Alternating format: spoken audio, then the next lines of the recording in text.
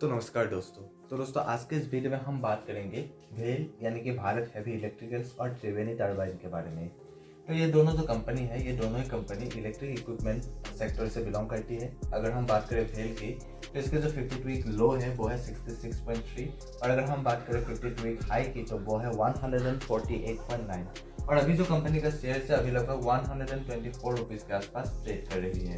और अगर हम बात करें त्रिवेणी टरबाइन की तो इसका जो है 52 वीक लो जो है वो है 241.6 और अगर हम बात करें 52 वीक हाई की तो वो है 456.6 और अभी जो कंपनी का शेयर है अभी लगभग 409 रुपीज़ के आसपास ट्रेड कर रही है।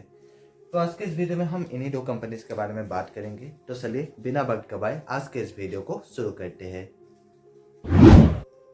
तो दोस्तों चलिए सबसे पहले हम बात करते हैं इन दोनों कंपनीज के फाइनेंशियल्स के बारे में। तो फाइनेंशियल्स में हम कंपनी के रेवेन्यू, प्रॉफिट और नेटवर्थ को देखते हैं और अगर ये तीनों ही चीज़ें ईयर ऑन ईयर राइज हो रही है तो ये एक गुड साइन माना जाता है उस कंपनी में इन्वेस्ट करने के लिए।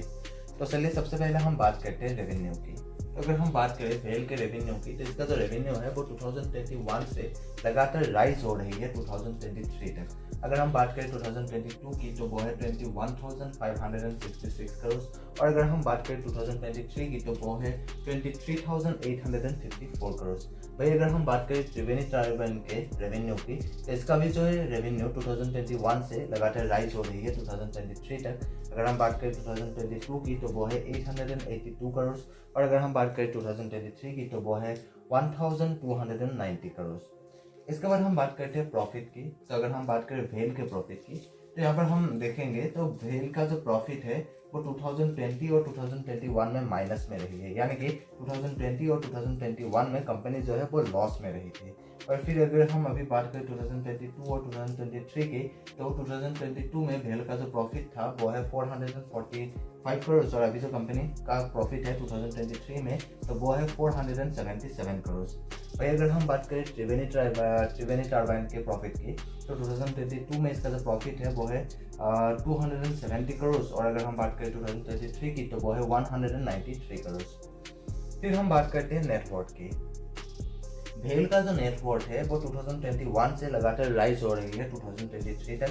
अगर हम बात करें 2022 की तो वो है 26,507 करोड़ और अगर हम बात करें 2023 की तो वो है 26,828 करोड़। भाई अगर हम बात करें त्रिवेणी टरबाइन के नेटवर्थ की तो इसका जो नेटवर्थ है 2022 में वो है 857 करोड़ और अगर हम बात करें 2023 की तो वो है 760 करोड़। तो दोस्तों चलिए इसके बाद हम बात करते हैं इन दोनों कंपनीज के फंडामेंटल्स के बारे में। तो फंडामेंटल्स में सबसे पहले अगर हम बात करें इन दोनों कंपनीज के मार्केट कैपिटलाइजेशन की तो भेल का जो मार्केट कैपिटलाइजेशन है वो है 43,369 करोड़ और अगर हम बात करें त्रिवेणी टरबाइन की तो वो है 12,998 करोड़। यानी कि भेल जो कंपनी है ये एक लार्ज कैप कंपनी है। वही अगर हम बात करें त्रिवेणी टरबाइन की तो ये एक मिड कैप कंपनी है। तो इसके बाद हम बात करते हैं पी रेशियो यानी कि प्राइस टू अर्निंग रेशियो। तो भेल का जो पी रेशियो वो है 609 और अगर हम बात करें त्रिवेणी टरबाइन की तो वो है 55.8। यानी कि भेल का जो पी रेशियो वो बहुत ही ज़्यादा हाई है जो कि बिल्कुल भी अच्छी बात नहीं है। त्रिवेणी टरबाइन का भी जो है पी रेशियो वो भी हाई है पर एज कम्पेयर टू भेल वो थोड़ा सा कम है, थोड़ा सा नहीं बहुत ही ज़्यादा ही कम है। वही अगर हम इंडस्ट्री पी की भी बात कर ले तो इंडस्ट्री का जो पी है वो है 34.8 और इन दोनों कंपनीज का ही जो पी रेशियो वो उसके इंडस्ट्री पी से ज़्यादा है जो कि बिल्कुल भी अच्छी बात नहीं मानी जाती है। पी रेशियो के साथ साथ हमें हमेशा उस कंपनी के ईपीएस ग्रोथ को भी देखना चाहिए। तो अगर हम इसके लास्ट ईयर्स के ईपीएस ग्रोथ को देखें तो भेल का जो ईपीएस ग्रोथ रहा है लास्ट ईयर्स का वो है 2.87% और अगर हम बात करें त्रिवेणी टरबाइन की तो वो है 15.1%। तो यहाँ पर हम देख सकते हैं कि भेल का जो है पी रेशियो तो बहुत ही ज़्यादा हाई है पर इसका ईपीएस ग्रोथ बिल्कुल भी अच्छी खासी नहीं है, सिर्फ और सिर्फ 2.87% ही है जो कि बिल्कुल भी अच्छी बात नहीं है। पी रेशियो हाई है पर साथ ही साथ ईपीएस ग्रोथ कम है। पर अगर हम यहाँ पर देखें त्रिवेणी टरबाइन का जो है ईपीएस ग्रोथ लास्ट ईयर का अच्छी खासी है और साथ ही साथ इसका जो पी रेशियो है वो थोड़ा सा एज कम्पेयर टू अगर हम भेल के साथ कंपेयर करेंगे तो भेल के कंपैरिजन में कम है पर हाँ इसका भी पी रेशियो थोड़ा सा ज़्यादा ही है। फिर हम बात कर लेते हैं पैग रेशियो की। तो भेल का जो पैग रेशियो है वो है 395 और अगर हम बात करें त्रिवेणी टर्बाइन की तो वो है 4.33।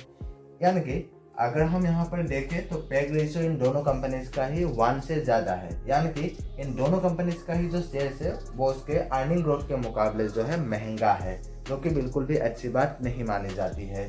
फिर हम बात करते हैं पीबी रेशियो की, तो वेल का जो पीबी रेशियो है वो है 1.67 और त्रिवेणी टर्बाइन का जो पीबी रेशियो है वो है 14.6। यहाँ पर हम बात करें पीबी रेशियो की, तो वेल का जो पीबी रेशियो है वो अच्छी खासी है, पर त्रिवेणी टर्बाइन का पीबी रेशियो जो है वो बिल्कुल भी अच्छी नहीं है, क्योंकि पीबी रेशियो अगर 2 से ज़्यादा है तो उसे अच्छी खासी पीबी रेशियो नहीं मानी जाती है। फिर हम बात करते हैं आरओई की। आरओई यानी कि रिटर्न ऑन इक्विटी, तो वेल का जो आरओई है वो है 1.70% और आरओसी जो है वो है 3.33%। पी रेशियो ज़्यादा है, आरओई और आरओसी इस कंपनी का बिल्कुल भी खराब है। फिर अगर यहाँ पर त्रिवेणी टर्बाइन की बात करें तो आरओई जो है वो है 21.5% और जो है आरओसी वो है 28.7%। यानी कि इस कंपनी का जो आरओई और आरओसी वो अच्छी खासी है, और किसी भी कंपनी का अगर जो आरओई और आरओसी है वो 20% से ज़्यादा है तो ऐसे कंपनी में इन्वेस्ट करना ज़्यादा अच्छा माना जाता है। फिर हम बात करते हैं डिविडेंड यील्ड की, तो वेल का जो डिविडेंड यील्ड है वो है 0.32% और त्रिवेणी टर्बाइन का जो है वो है 0। यानी कि यहाँ पर हम बात करें डिविडेंड यील्ड की तो वेल जो है वो थोड़ा सा बेहतर है as compare to Triveni turbine. दोस्तों चलिए इसके बाद हम बात करते हैं इन दोनों कंपनीज के डी रेशियो के बारे में। डी रेशियो यानी कि डेट टू इक्विटी रेशियो। तो अगर हम बात करें वेल के डी रेशियो की तो वो है 0.35 और त्रिवेणी टर्बाइन का जो डी रेशियो वो है 0। यानी कि इन दोनों कंपनीज का जो डी रेशियो वो लगभग अच्छी खासी है। फिर अगर हम बात करें करंट रेशियो की तो वेल का जो करंट रेशियो है वो है 1.23 और अगर हम बात करें त्रिवेणी टर्बाइन की तो वो है 1.87। यानी कि इन दोनों कंपनीज का ही जो है करंट रेशियो वो 1 से ज़्यादा है। यानी कि इन दोनों कंपनीज के पास ही जो है करंट एसेट्स ज़्यादा है as compare to current liabilities, जो कि बहुत ही अच्छी बात है। और साथ ही साथ इन दोनों कंपनीज का जो है डी रेशियो वो भी कम है, जो कि बहुत ही अच्छी बात मानी जाती है। फिर हम बात करते हैं सेल्स ग्रोथ की, तो अगर हम बात करें लास्ट 5 ईयर्स के सेल्स ग्रोथ की तो वेल का जो लास्ट 5 ईयर्स के सेल्स ग्रोथ रहा है वो है -4.11% और त्रिवेणी टर्बाइन का जो है वो है 10.7%। यानी कि लास्ट 5 ईयर्स के सेल्स ग्रोथ के मामले में जो है त्रिवेणी टर्बाइन जो है वो बहुत ही ज़्यादा अच्छी है एज कम्पेयर टू वेल। फिर हम बात करते हैं लास्ट 3 ईयर्स के सेल्स ग्रोथ की, तो वेल का जो लास्ट 3 ईयर्स का सेल्स ग्रोथ रहा है वो है 2.87% और त्रिवेणी टर्बाइन का जो है वो है 15.1%। यानी कि लास्ट 3 ईयर्स के सेल्स ग्रोथ के मामले में भी जो है त्रिवेणी टर्बाइन जो है वो बेहतर है एज कम्पेयर टू वेल। फिर हम बात करते हैं प्रॉफिट ग्रोथ की, तो वेल का जो प्रॉफिट ग्रोथ रहा है वो है -90.7% और त्रिवेणी टर्बाइन का जो है वो है 52.1%। यहाँ पर आप देख सकते हैं कि वेल का जो है प्रॉफिट ग्रोथ वो माइनस में है, तो इसका मतलब ये है कि कंपनी अभी लॉस में है? ऐसा बिल्कुल भी नहीं है, कंपनी अभी लॉस में तो नहीं है, पर क्या है कंपनी का जो है प्रॉफिट जो है वो 2022 के मुकाबले इस साल जो है वो थोड़ा सा कम है, जो कि हमने अभी फाइनेंशियल्स में भी देखा था, और इसीलिए जो है इसका जो है प्रॉफिट ग्रोथ वो माइनस में है। साथ ही साथ त्रिवेणी टर्बाइन का भी हमने देखा था कि इसका जो है प्रॉफिट 2022 के मुकाबले 2023 में वो ज़्यादा है और इसीलिए इसका जो प्रॉफिट ग्रोथ है वो प्लस में है। फिर हम बात करते हैं प्रोमोटर होल्डिंग्स की, तो वेल का जो प्रोमोटर होल्डिंग्स है वो है 63.2% और त्रिवेणी टर्बाइन का जो है वो है 55.8%। यानी कि इन दोनों कंपनीज के जो प्रोमोटर्स होल्डिंग्स जो है वो अच्छी खासी है। फिर हम बात करते हैं बुक वैल्यू की, तो वेल का जो बुक वैल्यू है वो है 74.9 और त्रिवेणी टर्बाइन का जो है वो है 27.9। और ये जो त्रिवेणी टर्बाइन कंपनी है इसका जो है बुक वैल्यू तो 27.9 है, पर अभी जो फिलहाल कंपनी का जो शेयर है अभी लगभग 400 रुपीज़ से भी ज़्यादा के प्राइस पे ट्रेड कर रही है, और इसीलिए इसका जो पीबी रेशियो है यानी कि price to book value ratio वो बहुत ही ज़्यादा हाई है, जो कि बिल्कुल भी अच्छी बात नहीं है। फिर हम बात करते हैं फेस वैल्यू की, तो वेल का जो फेस वैल्यू है वो है 2 और यह वही अगर हम बात करें त्रिवेणी टर्बाइन की तो इसका जो फेस वैल्यू है वो है 1। तो दोस्तों आज के लिए बस इतना ही, और अगर आपको ये वीडियो पसंद आए तो प्लीज़ लाइक करिए, और अगर आप इस चैनल पर नए हैं तो प्लीज़ सब्सक्राइब भी कर दीजिए, और अगर आप मुझे इंस्टाग्राम में फॉलो करना चाहते हैं तो लिंक डिस्क्रिप्शन में दिया गया है। और हाँ, ये जो वीडियो है ये सिर्फ एजुकेशनल पर्पज़ के लिए बनाया गया है और किसी भी स्टॉक्स में इन्वेस्ट करने से पहले खुद से रिसर्च जरूर करिएगा।